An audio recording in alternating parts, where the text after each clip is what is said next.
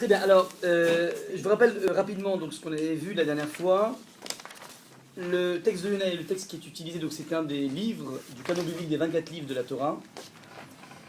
Il est notamment lu, et donc il faudrait qu'il soit étudié le jour de Yom Kippour, au Mincha de Yom Kippour, c'est l'Haftara de Yom Kippour. On expliquera au fil du temps pourquoi on a choisi ce texte exclusivement, pour illustrer un petit peu ce moment particulier de Yom Kippour. Je vous rappelle rapidement ce qu'on avait vu dans les 3 premiers versets. Vaï devar Hashem el Yona ben Amitai les morts. Le texte nous dit la chose suivante, et ce fut devar Hashem. El Yona, Hashem s'est adressé à Yona ben Amitai, fils d'Amitai, les morts en disant. On avait fait remarquer la chose suivante, que Yona s'appelle Yona. Yona veut dire la colombe, c'est un nom. Et il s'appelle Ben Amitai. Amitai en hébreu vient de la racine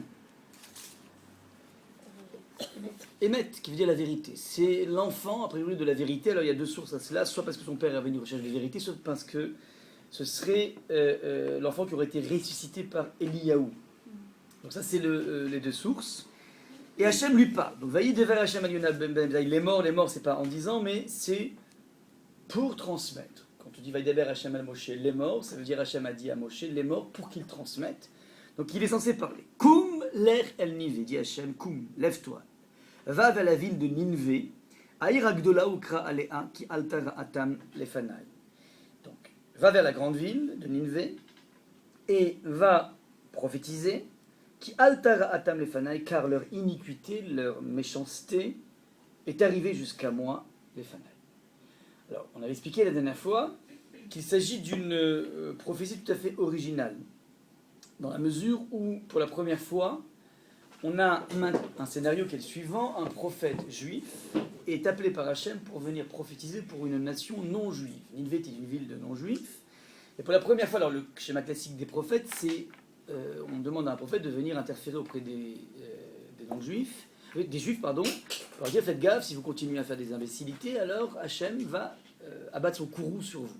Ça, c'est le schéma classique de ce qu'on appelle un prophète. Et là, ce qui est tout à fait inédit, c'est qu'on va s'occuper, en fait, Yona est censé aller s'occuper des non-juifs qui se comportaient mal, il y avait du rat, il y avait quelque chose de mal chez eux, et il va devoir interférer. Ça, c'est donc la première, la mission est assez originale. Et la réponse de Yona est encore plus originale. Le texte, verset numéro 3, dit Vayakom Yona livroir Tarshisha. Il s'est levé, Yona, donc Hachem lui dit lève-toi. Il se lève, mais livroir Tarshisha, pour s'enfuir à Tarshish. Yona va refuser cette mission. Il refuse d'obtempérer, il refuse de faire son job, c'est un job de prophète, et il refuse cette mission, Milifna Hachem, donc il décide de fuir vers Tarshish, de devant Hachem. Red Yafo, il descendit à Yafo, va Yimtsa Onia Ba'a Tarshish, et il tombe sur justement une embarcation qui va vers Tarshish. Va Iten Srara, il va payer, va Yered Ba, il descend dedans, va Lavo Imahem pour aller avec eux, Tarshisha vers Tarshish, Milifna Hachem, de devant Hachem. On a ici donc un refus tout à fait spectaculaire. Comme on l'a dit depuis le début, un prophète, c'est son job, et donc se démettre de ses fonctions, c'est extrêmement complexe. Normalement, d'après la Gemara dans Sanhedrin, un prophète qui refuse de prophétiser est censé tout simplement mourir. Ouais. Alors là, il faudra comprendre pourquoi Hachem ne l'exécute pas sur le champ. Qui plus est, Yona est considéré comme un tzaddik, il restera un tzaddik, et si on le met le jour du Kippour, c'est qu'il faut s'inspirer de Yona. Donc c'est assez bizarre de voir qu'un personnage rebelle va être pour nous une sorte de source d'inspiration. C'est assez original comme idée. Alors, on va essayer d'expliquer d'abord pourquoi Yona, on va déjà évoquer cette idée, Yona refuse sa mission. Il existe plusieurs maîtres, n'hésitez pas à intervenir si vous avez des questions, surtout. Il existe plusieurs, 2 grandes thèses pour expliquer le refus de Yona. La première thèse est la suivante, la thèse la plus classique, donc qui est partagée par le Radak, Rabbi David Kimsri, qui est un très grand maître de exégète du Tanakh. On a, le Ibn Ezra, et on a Rashi. Donc 3 grands exégètes qui vont dire la raison, et en fait ils se font l'écho de la Gemara, qui dit que la raison pour laquelle il n'a pas voulu prophétiser, c'est qu'il s'est dit, il a fait le calcul suivant. Il se dit voilà, si moi demain, j'arrive et je commence à brandir le drapeau, faites gaffe, Hachem va s'énerver, le Gehinom était proche, le Mashiach arrive, bref, tous les slogans classiques pour venir endiguer les foules. Alors je connais, les non-juifs vont faire tchouva, ils vont faire une tchouva rapide et spectaculaire, et ça ça va être une profonde acquisition pour le peuple juif. Parce que moi, ça fait des années qu'on essaie de booster les juifs et ils ne bougent pas. Et donc regarde un petit peu comment le spectacle. Les juifs, tu les demandes de bouger, ils ne bougent pas. Et tu arrives chez les goïms, tu leur demandes de bouger, ils bougent immédiatement. Donc ça va être une extraordinaire accusation pour mon peuple. Et en tant que prophète, et ça c'est aussi un job du prophète, pas simplement interpréter et véhiculer la parole d'Hachem, il est censé aussi défendre le peuple. Le prophète en avait expliqué que c'était un individu qui se trouve sous forme de trait d'union entre Hachem et le peuple. Il est là pour calmer Hachem de son courroux, et il est là aussi pour bouger le peuple, pour essayer donc de retrouver, de renouer un dialogue entre le peuple et Hachem. C'est un petit peu sa fonction. Et donc là, en tant que... Donc il a une double responsabilité, faire passer le message d'Hachem, mais aussi protéger le peuple. Et là, comme une sorte de père protecteur, il dit, mais moi je peux pas, ma mission c'est aussi de protéger le peuple juif. Si cette mission risque de marcher à Nineveh, alors ça va être une accusation absolument terrible pour le peuple juif, et donc je refuse de rentrer là-dedans. Attends, tu vas me dire, refus c'est mignon, mais ça coûte cher le refus. Tu devrais te faire zigouiller par Hachem, normalement. Alors certains commentateurs vont dire que on peut dire, ce qui peut sauver Yona, c'est qu'il n'a pas eu une prophétie claire. Ça veut dire que là, Hachem lui dit juste, lève-toi et va à Nineveh. Il n'a pas dit pourquoi. Et comme il y a une sorte d'opacité dans le dialogue dans la parole d'Hachem, alors Yona peut, entre guillemets, botter en touche en disant, j'ai pas très bien compris ce que tu voulais. En fait, Yona a quand même deux issues. Les deux issues sont les suivantes. Soit il dit, je suis pas d'accord, il se rebelle, c'est ce qu'il va faire. Soit il dit, j'ai pas compris. C'est-à-dire que le message n'est pas suffisamment clair maintenant. Pourquoi le message n'est pas clair? Normalement, si Hachem parle, ça doit être super clair.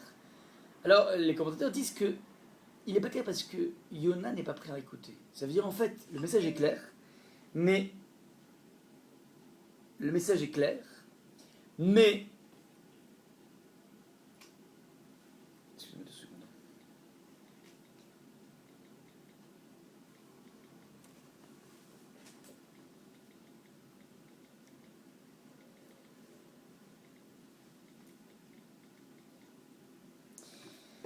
Le message Hachem est clair, mais lorsqu'un individu n'est pas prêt à entendre, alors il a l'impression que le message n'est pas clair.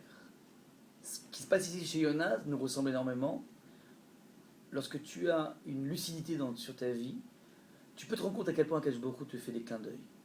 Mais lorsque tu n'es pas prêt à écouter Hachem, alors on a tous tendance à dire que le message n'est pas clair. Donc voilà un petit peu ce qui pourrait, de façon, sauver Yona. Il n'est pas prêt à écouter ce que Hachem va lui dire. D'accord? Voilà, ça explique pourquoi il n'a pas été sur le champ exécuté. Donc je répète, la plupart des Rishonim vont dire que Yona ne veut pas écouter ça, ne veut pas entendre ça parce qu'il se dit que ça va être trop dangereux pour le peuple juif. Il y a un autre grand maître qui s'appelle le Don Yitzhak Abarbanel. C'est un des commentateurs les plus fantastiques du Tanakh. Il était ministre des Finances de la reine d'Espagne à l'époque de Torquemada. Et il était une personne extrêmement jalousée par la cour de la reine. Il était en plus un des plus grands maîtres de sa génération. Et il va se réfugier le jour du Tisha B'Av, lorsqu'il va y avoir l'expulsion des Juifs d'Espagne. Il va partir le jour de Tisha B'Av avec 70 000 autres Juifs de l'Espagne pour aller se réfugier ailleurs. Et c'est un jour de Tisha B'Av, et il a décrété en tant que grand rabbin l'autorisation d'utiliser de la musique. Ils sont partis en musique, tout simplement pour redonner le moral aux troupes. Alors qu'on n'a pas le droit de faire de la musique pendant Tisha B'Av, le jour de Tisha B'Av encore moins. Mais là, c'était tellement crucial de retrouver le moral, on était en plein de commencer l'exil.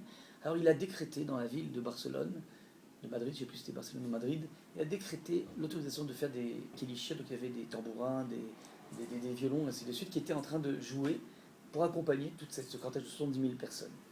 Donc Yitzhak Abarbanel lui dit, c'est une fausse raison. Dire que le calcul était suivant, si les goïms font tchouva, ça va être une accusation pour le peuple juif, il dit c'est une fausse raison. Pourquoi? Parce que si pour de bon les goïms se mettent à faire tchouva, c'est pas possible que les juifs restent dans leur glu. Si d'un coup, imaginez d'un coup, toutes les filles du monde se mettaient à aller en séminaire. Les Chinoises, ouais. Si on va rentrer au séminaire, il y a des centaines de milliers de gens qui viennent taper à la porte, on veut rentrer à Bethel, ouais. Vous êtes là, vous êtes dans 2 secondes, moi je vais rester tranquillement chez moi, pas possible. Tu vois que tous les goïms sont appelés par Hachem, une sorte de vent comme ça de tchouva énorme. Il dit Abarbanel, mais c'est pas possible, c'est évident que les juifs aussi vont réagir. Attends, c'est l'archouma, c'est la honte. Les non-juifs qui n'ont jamais été, c'est pas parce qu'ils Moshe Rabbeinu, ils commencent à s'attraper, à essayer de s'accrocher à la Torah, quoi. Nous on va jouer les malins. Ils vont réagir après coup. C'est-à-dire que c'est par l'influence des goïms. Non, mais la thèse qui a été amenée, c'est de dire que voilà, comment dire, les goïms bougent vite et les juifs ne bougent pas du tout. Ouais, ils vont rester dans leur truc parce qu'on a tout essayé. Là maintenant, tu vois les goïms qui bougent, c'est sûr que tu vas bouger. Donc en fait, finalement, ça crée au contraire un mouvement, tu vas mondial, c'est magnifique. Et donc, il est pas d'accord avec la thèse de ces riches. Or, le problème, c'est que c'est délicat de dire que pas d'accord avec Rachi, avec le Radak, Rabbi Dagvezé, des grands. Alors, l'idée de la différence de est la suivante. Il est possible que, de façon consciente, Yona ne veulent pas, et la raison qu'il donne, c'est une sorte de raison écran, en disant non mais ça risque d'être un danger pour le peuple juif, mais c'est une pseudo-raison. La vraie raison, il ne la sait pas encore Yona. Il y a quelque chose qui le gêne dans cette mission, mais il n'arrive pas à être lucide qu'est-ce qui le gêne. Alors il donne une sorte de pseudo-raison. Imaginez que, comment dire, je sais pas moi, quelqu'un vous appelle et a envie d'être invité chez vous. Vous ne savez pas pourquoi vous n'avez pas envie de le dire, vous n'avez pas envie de le recevoir. Alors vous avez donné une pseudo-raison. Ah non, désolé, on refait le plâtre. Enfin, je sais pas, n'importe quoi. Ou bien, désolé, je ne suis pas là ce Shabbat. Parce qu'on ne sait pas pourquoi on ne veut pas le recevoir, parce qu'il y a quelque chose qui vous gêne, et vous n'avez pas à trouver des mots, on n'arrive pas à trouver des mots pour se clarifier sur ce qui gêne. Alors vous sortez une sorte de joker comme ça qui s'appelle désolé, ma mère ne veut pas, j'en sais rien, peu importe. C'est ça qui se passe sur Yona. Yona, il ne sait pas pourquoi, mais il y a quelque chose qui le gêne là-dedans. Il va le découvrir qu'à partir du 4e chapitre. Et en fait, je vous le dis d'entrée de jeu, ce qui gêne Yona, il va le découvrir au fil du temps. Donc il a une sorte de façon presque naturelle, un refus de cette façon de fonctionner d'Hachem. Et il va dire, sinon c'est dangereux pour le peuple juif, donc j'ai un joker qui s'appelle protéger le peuple juif, c'est mon job. Mais fondamentalement, il y a autre chose qui le gêne. Et c'est tout le thème de Yona, il faut bien entendre ça. Yona est fondamentalement gêné par la façon dont Hachem manage le monde. Qu'est-ce qui gêne dans le management d'Hachem? Ce qui gêne Yona, c'est la façon dont Hachem est capable d'accepter des tchouvot tchic-tchac tellement rapidement.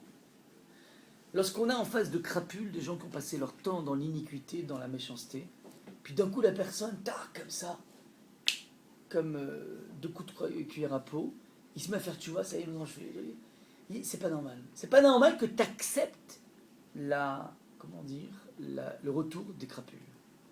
Une crapule, il doit périr un point, c'est tout. Il existe un texte, je ne l'ai pas cité, mais je vous le cite, c'est essentiellement assez incroyable. Un jour, Moshe Rabbeinu monte, dit la Gemara, Bamarom, là-haut. Il va voir Hachem. Et il trouve Hachem en flagrant délit, ouais, c'est façon de parler, en train d'écrire un Sefer Torah, le Sefer Torah.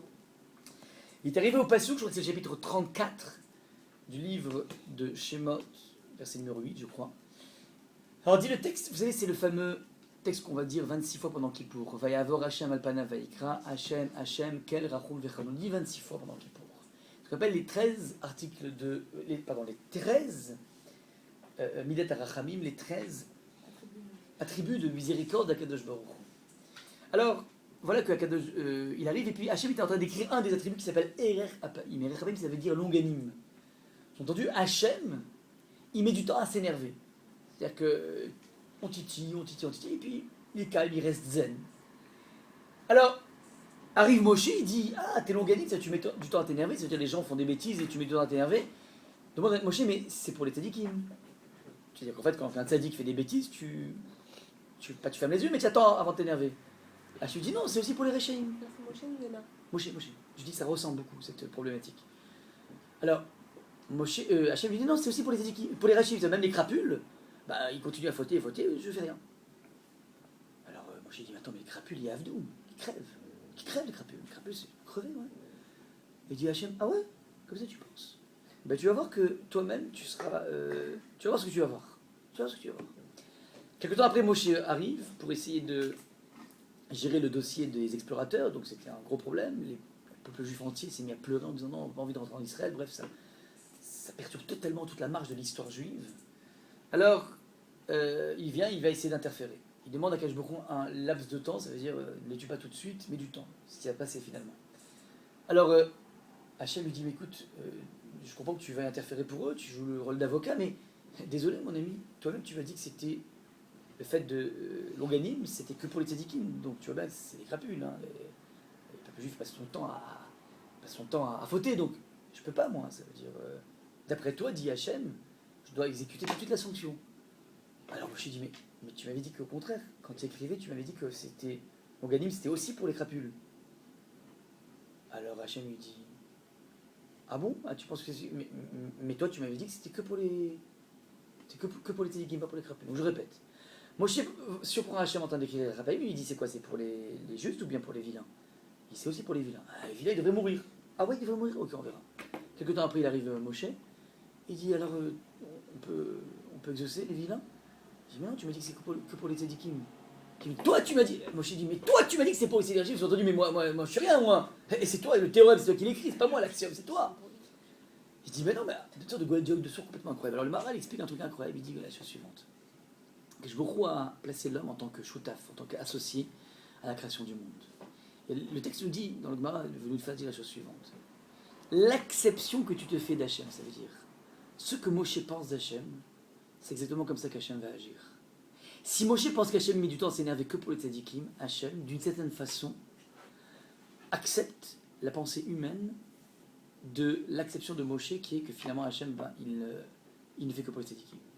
Et il faut un changement de l'acception de Moshe, qui va dire, mais peut-être qu'Hachem, il est même capable de mettre du temps à s'énerver devant les crapules, pour que Hachem, d'une certaine façon, mette ça en place. Ça veut dire, ce que tu projettes sur la grandeur d'Hachem, c'est exactement comme ça qu'il va te juger. Si tu penses qu'Hachem, il est d'un côté chrétien, mais d'un autre côté très rigoureux, et puis c'est un peu le Gehinnom système, eh ben, il agira en fonction. C'est-à-dire que tu seras dans un monde, tu vivras une vie dans laquelle tu sens la rigueur d'Hachem. Si tu te concentres, c'est ça en fait le génie de Kippour, c'est de se concentrer sur les 13 articles, Midat HaRachamim. Alors, on t'invite, on te convoque à essayer d'avoir une vue beaucoup moins étriquée que ce qu'on a. Nous, on pense que finalement, Hachem, c'est gendarme, flic et sympathique. Ouais, mais en général, la première réaction qu'on a, c'est gendarme et flic. Enfin, gendarme ou je sais pas. Oui. Et bien, tu dis non, maintenant tu vas ouvrir le jour de Kippour, c'est un jour de Koulou Chesed. Tu vas voir que vers Kippour, il peut y des choses incroyables. Des choses incroyables, complètement inédites. Mon épouse m'a raconté une histoire complètement incroyable qui s'est passée récemment avec Raphaël Kadevski. Regardez un petit peu comment c'est incroyable. Là, je montre un petit peu jusqu'à où ça s'appelait la grâce d'Akadosh Baruch Hu, et beaucoup plus que ça, mais c'est juste une petite histoire. Il y a une fille qui citait, qui était fiancée, qui devait se marier. 3 semaines avant le mariage, chez l'Odeda, son mari fait ses examens, il se rend compte qu'il a un cancer, pas simplement un cancer local, mais généralisé. 3 semaines avant le mariage. Alors évidemment, tout le monde lui conseille, tu casses, ouais, parce que c'est pas possible de, comment dire, c'est pas envisageable une vie avec un...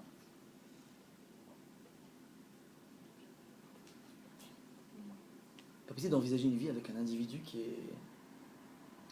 va mourir, quoi. Alors donc tout le monde, les parents, même les beaux-parents l'ont dit, écoute, et puis donc tout le monde voulait qu'elle casse, sauf une personne, c'est elle-même. Elle dit non. Elle dit je peux pas parce que d'abord je l'aime, c'est une chose. À part que ça, tout le monde sait qu'en fait pour guérir, que Dieu préserve de ce type de maladie, il y a 50% de psychique. C'est plutôt de la force psychique. Si je lui dis que je casse, je suis sûr que je la bats sur place. Là, je suis sûr qu'il a absolument aucune solution de s'en sortir. Donc je peux pas faire ça. Je suis en train de le tuer avec mes mains. Et ses parents lui disent non, c'est pas vrai. Il dit écoutez, si vous voulez, on va voir Raphaël Kanevski. Ah non, plus que ça, ses parents lui ont dit ça. Et tu sais quoi? Tu vas voir Raphaël Kanevski, lui il va te dire ce qu'il faut faire. Il débarque là-bas chez Raphaël Kanevski, il expose le cas. Il paraît que Raphaël Kanevski a mis beaucoup de temps. Vous savez qu'il est assez expéditif. Il s'est pris la tête dans ses, entre ses mains. Il a réfléchi. Et il a dit à la fille, tu peux te marier avec lui. Et il se passera rien. Et il sera guéri. Tu peux te marier avec lui, il sera guéri. La fille a obtempéré, les parents aussi ont obtempéré, parce qu'après, qu'est-ce qu'il parle, on ne peut pas jouer à cache-cache avec ça. Et là, et Baruch Hashem, ils sont mariés depuis plusieurs années. Alors que personne ne donnait quelques mois pour vivre, quoi. Quand ça généralise, c'est très grave. Alors, le père de la Kala est allé voir le Raphaël, il dit, comment tu te permets de dire ça? Qu'est-ce que t'en sais? Il n'y a pas de roi Hakodesh aujourd'hui. Hein. Faites bien attention, il n'y a pas d'inspiration divine. C'est fini ça. Il n'y a pas de prophète. Alors, il a dit à Raphaël Kanevski, il dit en fait, au moment où la fille m'a posé cette question, je me suis rappelé d'une Gemara. La Gemara dit les choses suivantes que, au moment où, Alexandre Mordone, Alexandre le grand concurrent, c'est le plus grand concurrent de tous les temps, élève d'Aristote, et il a conquis tout le monde. Il s'est arrêté à Yerushalayim, alors il a commencé à être fasciné par le monde juif. On en parlera à Hanouka si vous voulez, tout ce qui se passe au niveau d'Alexandre. Et il a entretenu une fascination des Talmidei Chachamim, notamment de Shimon HaTzadik, dernier de la Grande Assemblée, prophète. Il était fasciné par la grandeur de cette personne, la grandeur de la Torah. Et il a dit, voilà, j'ai envie de voir c'est quoi la culture juive. Alors il est allé dans un tribunal rabbinique pour voir comment on gérait, nous, les problèmes, les dégâts. Et puis il tombe sur un tribunal dans lequel il y avait un litige entre deux personnes. Un bonhomme qui avait acheté une propriété ou un champ, je sais pas, une propriété. Et puis en creusant dans un mur sans faire exprès, il tombe sur un énorme trésor. Alors il est allé voir le tribunal pour se plaindre auprès du vendeur en disant, voilà, moi j'ai acheté le prix d'une maison, pas le prix d'une maison plus ce trésor, donc cet argent ne me revient pas. Donc je demande à le rendre au vendeur. Et le vendeur, pourquoi il y avait un problème, il dit, tant mieux. Le vendeur n'était pas d'accord, il dit, non, je suis pas d'accord. Parce que moi je t'ai vendu toute la maison avec ce qu'il y a dedans, maintenant, Mina Shamaim, t'as gagné l'auto dedans, ça me concerne pas. Donc il y avait un litige complètement incroyable, ouais, entre quelqu'un qui veut rendre le trésor, et il se dit plus, c'est quand même bizarre, ouais, c'est aussi de l'inverse. Ouais, évidemment. Alors il voit ça, Alexandre, il dit, je tape chez moi, je sais pas si tu tapes chez moi, mais t'es impressionné, c'est quand même cocasse comme truc. Alors, et puis il y avait, c'est intéressant, il y avait, donc ça c'était les deux pères, et puis il y avait la fille d'un des pères et le fils d'un des pères qui, eux, allaient à rebours. La fille disait, tout papa, mais je veux marier, complètement, on n'a pas d'argent, donc c'est Mina Shamaim, c'est tombé dans la maison, on va le garder et tout. Et puis l'autre côté, de l'autre côté, il y avait le fils de celui qui avait vendu. On disait, mais non, papa, écoute, profite, il te fait un cadeau, tu peux pas le refuser, on a besoin d'argent, bref. Donc, il y avait une sorte de tension inverse de la part des enfants. Alors le Rav voit ça, il dit, écoutez, c'est très simple. C'est très simple. Je vous conseille, vous savez quoi? Mariez les enfants et comme ça, vous n'avez rien perdu. Mariez-les ensemble, comme ça, c'est eux qui récupéreront le magot. Ouais, donc c'est un peu l'idée, c'est ça, Gemara. Alors qu'est-ce qu'il dit? Voilà, je me suis rappelé de cette Gemara. Et je me suis dit que ça veut dire que quoi? Ça veut dire qu'il y en a un qui a trouvé un billet de loto dans sa maison, il est prêt à le sacrifier, il est prêt à te mévater, c'est-à-dire il est prêt à renoncer au nom de cette forme de vérité qui s'appelle peut-être que ça ne me revient pas, j'ai pas acheté ça. Et l'autre est capable de dire, mais non, mais Mina Shamaim, c'est ça, donc c'est que chacun est prêt à renoncer pour l'autre, la force du renoncement. Et la Gemara te dit, mais finalement la force du renoncement, t'es jamais perdant. Parce que finalement, qui va en profiter? On aurait pu dire que finalement, c'est un système dans lequel il y en a un des deux qui perd. Il y a au moins un loser, parce que finalement, entre guillemets, il y en a un qui sera. Imaginons que l'acheteur, il remette le trésor. Bon, il a gagné l'honneur, mais il a perdu l'oseille. Ouais. Mais là, ce qui est intéressant, ils ont gagné les deux, l'honneur et l'oseille. Parce que finalement, c'est les enfants qui. Alors il dit, Mina Shamaim, cette Gemara m'est revenue au moment où elle me parlait, je me suis dit, lorsqu'on est capable de renoncer, elle renonce à quoi cette fille? Elle renonce à la tranquillité d'une Kala qui se dit, je me marie avec un homme, a priori c'est pour 80 ans, 100 ans, c'est-à-dire le minimum, ouais, pas avec un mort-vivant. Maintenant, elle est prête à renoncer à ça. C'est pas possible, dit Raphaël Kennedy, c'est pas possible. Donc c'est pas possible que Baruch Hu ne voit pas cette puissance. Et donc voilà un petit peu comment les choses sont faites. Ça veut dire que, comment dire, je sais pas pourquoi je suis arrivé à ce Raphaël Kennedy, c'est ça que j'ai écouté récemment, donc ça. Je disais quoi? Comment j'ai fait ce lien? C'était votre femme qui vous avait raconté. Oui, mais pourquoi? Mais pourquoi j'ai pensé à mon épouse? Pardon? Hachem, il a dit comme nous on pensait. Voilà, exactement. C'est-à-dire, mon cher Rabbeinu, on apprend ici, plus tu penses qu'il y a une vision large d'Akadosh Baruch Hu, qui est capable d'inclure dans ce qu'il fait des choses complètement inattendues, plus il agira en fonction de ça. C'est ça qui est marqué dans les bras. Donc là, l'idée de Yona et la protestation de Yona, c'est pas la chose suivante. Hachem, c'est pas normal que tu laisses les crapules prospérer. C'est pas normal, il y a un problème, et ça c'est une question que tout le monde peut se poser. Oui, mais on voit ça où dans le texte? On va voir dans le 4e chapitre, verset numéro 2. Tu l'as pas, mais je l'ai. Alors il va dire la chose suivante, excusez-moi.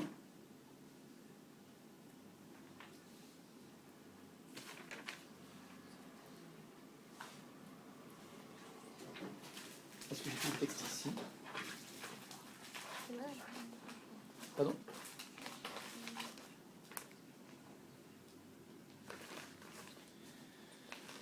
Il me manque.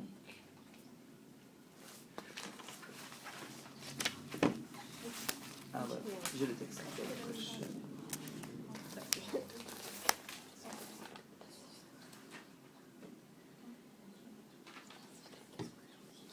Quatrième chapitre, numéro 2.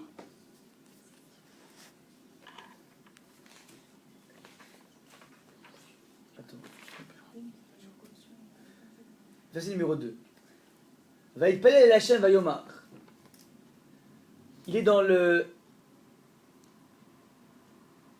4e chapitre, il a déjà, donc on verra dans le 3e chapitre qu'il va, là il refuse sa mission, mais il va l'accepter, il va finir par l'accepter, une fois qu'il passera par la baleine. Alors le chapitre le 4 il commence par Vaït Palel el Hashem, il se met à prier, Vayomar, il dit Ana Hashem alozedvari al yoti al admati. Tu vois Hashem, c'est hélas, Seigneur, n'est-ce pas là ce que je te disais étant encore dans mon pays? Alken kidamti. Aussi m'étais-je empressé de fuir à Tarshish, donc c'est pour ça que j'ai voulu fuir. Il découvre maintenant pourquoi il a fui.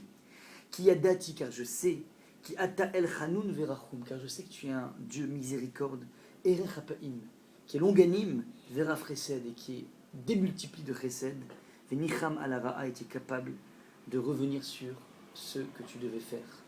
Donc il reprend exactement une partie des 13 midot, et là-dessus il dit c'est exactement, je découvre maintenant que c'est ça qui m'énerve, et c'est ça qui m'énerve. 13 midot, c'est trop. C'est pas normal de mener le monde. Donc, il croit en Hachem. Il est, comment dire, il est très proche d'Hachem. Mais il a un problème avec la façon dont Hachem mène le monde. C'est ça qui est marqué. Yona, d'accord, Yona. Moshe, on va pas il se plaint pas par. Au contraire, Moshe cherche la rachamim.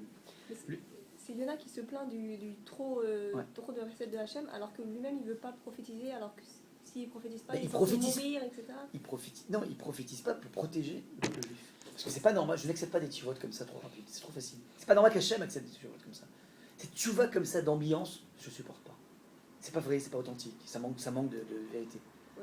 Ah, il y a des gens qui comme ça vont avoir, comment dire, un truc un peu impressionnant et disent ah, je vais faire tchouva maintenant. Non, c'est pas comme ça la vie. La vie c'est quelque chose de plus sérieux que ça. Ouais, n'importe quel kabbaliste qui vient de commencer à te jouer des trucs d'impressionniste, c'est pas comme ça qu'on doit avancer dans la vie.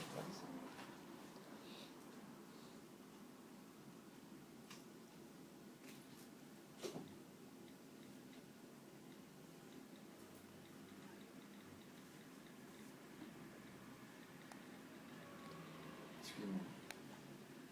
La fille est malade et je dois...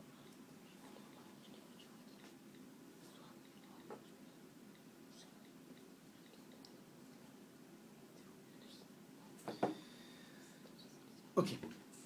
Et donc voilà un petit peu ce qui se trame chez Yona. La première idée, c'est je refuse pour protéger le peuple, mais fondamentalement j'ai un problème en soi dans la façon dont Hachem tu manages le monde. Je continue. Comme Yona les voit, donc il va fuir à Tarshish. Qu'est-ce qu'est Tarshish? Où est Tarshish? Vous vous rappelez? On avait dit que d'après certains maîtres du Moyen-Âge, c'est l'Afrique. Alors faites attention où on est. On est en Israël, il est en Israël. Mieux que ça, apparemment il habitait à Acre, Saint-Jean d'Acre, Akko. Ce qu'on appelle, c'est pas très très loin de Haïfa, donc c'est dans le nord-ouest d'Israël. Ça, c'est le lieu de résidence de Yona. Et voilà que Yona va décider de fuir à Tarshish, c'est vers l'Afrique. Et il prend une embarcation aussi à Yafo. Il y a beaucoup de kilomètres qui séparent Acre, c'est-à-dire Akko, de Yafo. C'est du nord au sud.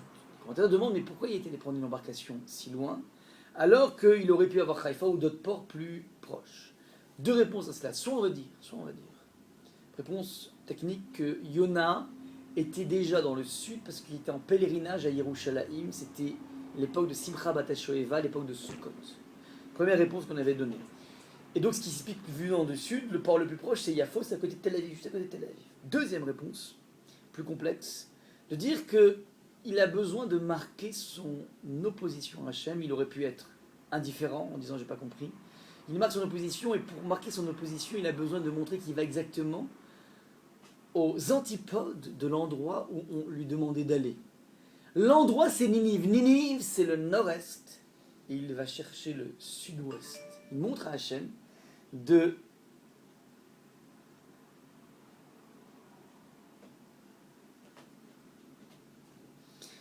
Il montre par cela sa volonté d'aller totalement à rebours d'Akadosh Baruch Hu. Donc ça, c'est le point le plus essentiel à attraper ici. Maintenant, regardez comment c'est incroyable. J'ai oublié de vous dire un point aussi.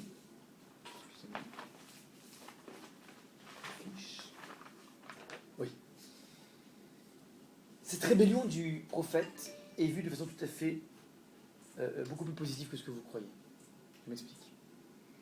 Il y avait deux possibilités pour lui, soit d'être indifférent, soit d'être tout simplement en opposition. Il a décidé d'être rebelle et de s'enfuir, d'aller à rebours d'Hachem. Paradoxalement, c'est quelque chose de très positif. Pourquoi? Je vous ai mis ici un verset, regardez donc en bleu, dans le... Ah, je ne sais pas si là, il faut que tu le en bleu. Une fuite non punie, rébellion, indifférence. Le texte dit Nefesh kritim ol malal. On parle ici d'un individu, si quelqu'un commet une faute grave en détournant par mégarde un des objets sacrés du Seigneur. Il offrira pour ce délit au Seigneur un bélier sans défaut, choisi dans le bétail, valant en argent 2 cycles au poids du sanctuaire comme offrande délictive. Donc, en 2 mots, imaginons qu'un individu utilise quelque chose qui est destiné au Beth Amikdash, donc qui a une certaine sainteté, il l'utilise sans faire exprès à des fins personnelles. Il prend par exemple, je sais pas moi, le candélabre, la menorah du Beth Amikdash, et ben, il voit un candélabre, super, il y a un truc qui ressort, il va se gratter le dos avec. Il n'a pas fait attention, il s'est pas rendu compte, non mais attends, c'est pas pour se gratter le dos. Il prend, je sais pas, un Sefer Torah, et je sais pas, il l'utilise comme pour mettre ses chaussures, comme attends, qu'est-ce que tu fais là? C'est un objet kadosh. Ah, j'ai pas fait attention. Donc là-bas, il n'a pas fait attention, il n'a pas fait exprès, c'est pas volontaire. Alors, le texte nous dit qu'il doit amener un sacrifice pour se faire expier. Il fait remarquer Rav Hirsch que dans un cas où il l'a fait de façon volontaire, il n'y a pas de sacrifice à amener. Si de façon volontaire, le bonhomme, il prend ses Sefer Torah, il se gratte le dos avec, eh ben, il ne devra pas amener un... Oh, c'est bizarre. Quand c'est involontaire, tu payes. Quand c'est pas involontaire, tu payes pas. Qu'est-ce qui se passe? Réponse de Rav Hirsch.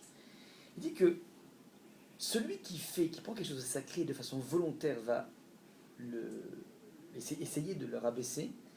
D'une certaine façon, il le fait en tant qu'objet sacré. Ça veut dire, il y a quelque chose de sacré, je vais faire exprès de le détourner de sa destination normale. Mais tout en le détournant, il lui reconnaît quelque chose de sacré. Quelqu'un qui, en revanche, sans faire exprès, a pris un Sefer Torah et s'est gratté le dos, mais cette indifférence que tu as par rapport à la vie est révélatrice de ton opacité à l'Akdoucha. Je répète.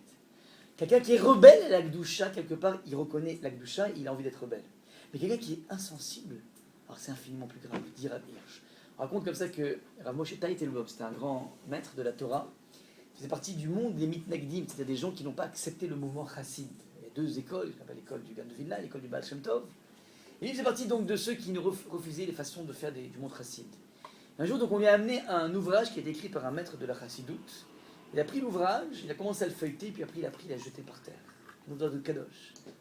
Alors on a ramené cet épisode à la démon de Tzantz. La démon de Tzantz, c'est un très très grand ami de Chacham. On a dit, regarde ce qui s'est passé, regarde un petit peu comment c'est honteux. Il a pris le livre, les commentaires de Torah, il l'a jeté par terre. C'est terrible. Alors Abou Tzantz s'est mis à sourire, il a dit, ah, extraordinaire. Si il était capable de jeter le livre, vous verrez qu'il deviendra un grand chassid. Il ne s'est pas trompé, c'est devenu un très très grand admour, le bonhomme en question. Ça veut dire, tu n'es pas indifférent.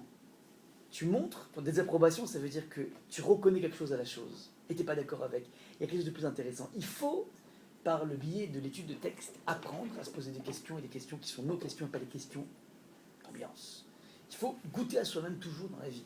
Et quand tu goûtes à toi-même, même si tu sens qu'il y a quelque chose qui te gêne, il faut le dire, il faut être capable de s'exprimer par rapport à ça. Il ne faut pas rester dans une sorte de consensus qui lise des individus et qui les empêche d'avancer dans la vie. Donc je dis, ça c'est très important ce qui est marqué ici.